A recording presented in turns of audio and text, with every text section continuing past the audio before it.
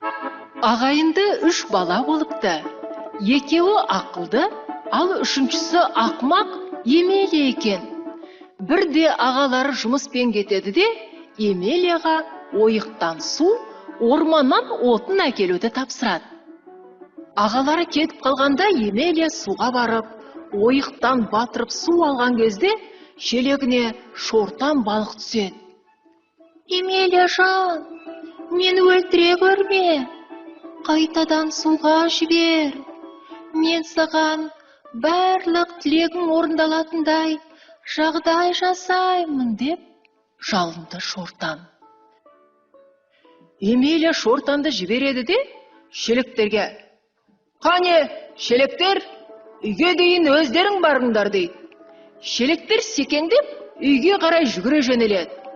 Мұны көрген адамдар таң қалып тұр. Шелектердің өз бетімен жүргенін бірінші рет көріп тұр. Емелия үйге жетіп келіп: «Ал қане шана, орманға өзің бар» деп шанаға отырып алады. Шана өзімен өзі бара жөнелді. Жол бойында жұрт жиналып, ғажап нәрсеге таңырқап тұр. Шана болса бәрін жетегімен жан жаққа ысырып, итермелеп, әрі қарай жүріп кет. Емелия орманға жетіп келіп: «Қанеки, ара, ағаштарды арала. Сен балта, отын жар, ал отын арбаға өзі телсін» деп айтып еді, бұйрығы орындала кетті. Емелия отынға толы шанасымен үйге келіп, қайтадан пеш үстіне шығып жата қалады. Патшалығында бір сиқыршының пайда болғаны туралы патшаның құлағына да жетті. Сиқыршының айтқанының бәрі сол сәтте-ақ орындалады екен. Ал ертең сиқыршының патша болғысы келсе, қайтем? Деп патша ойланып қалады. Емелияны өзінің алдына әкелуді бұйырды. Қу бояр Емелияның үйіне келіп, оған қант кәмпит бере бастады. «Емелия жан, менімен бірге жүр. Патша сарайында ондай тәтті нәрсе көп» деді.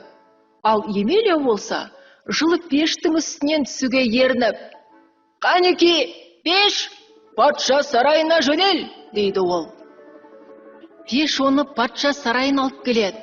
Патша қызымен бірге алдына шығып: «Ей, ақымақ, менің патшалығымда неге сиқырмен айналысасың? Қане, нөкерлерім, мынаны бөшкеге отырғызып, теңізге лақтырып жіберіңдер» деді.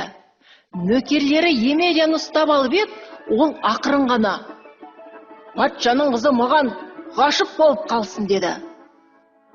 Патшаның қызы Емелияны бөшкеге отырғызып жатқанын көріп, бөшкені ұстап: «Емелияның соңынан ерем» дейді.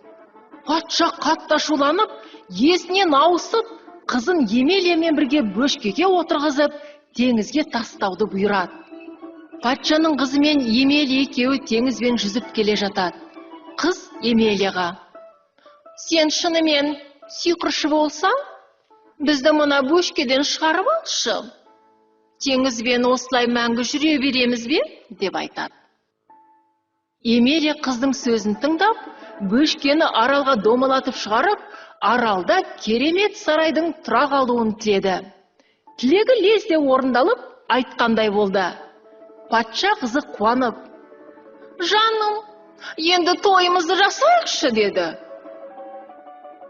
Емелия түрлі тағамдарға толы той дастарханын тілеп еді, қыз аяқ астынан мұңая кетті. «Қонақсыз, әкесіз бұл не той бола?»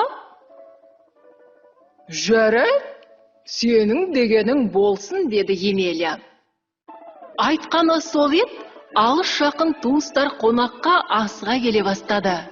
Қыздың әкесі патша да келіп, қызына бас иіп: «Айналайын балаларым, мені кешіре көріңдер. Маған не болғанын өзім де білмеймін. Қартайғанда ақылымнан адасқан шығармын.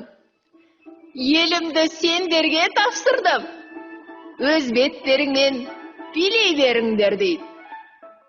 Қонақтар дастархан алдына отырып тойлай бастады. Тойдан кейін Емелия патшадан билікті қабылдапты. Содан бері Емелиядан асқан қайырымды, ақылды билеуші болмапты.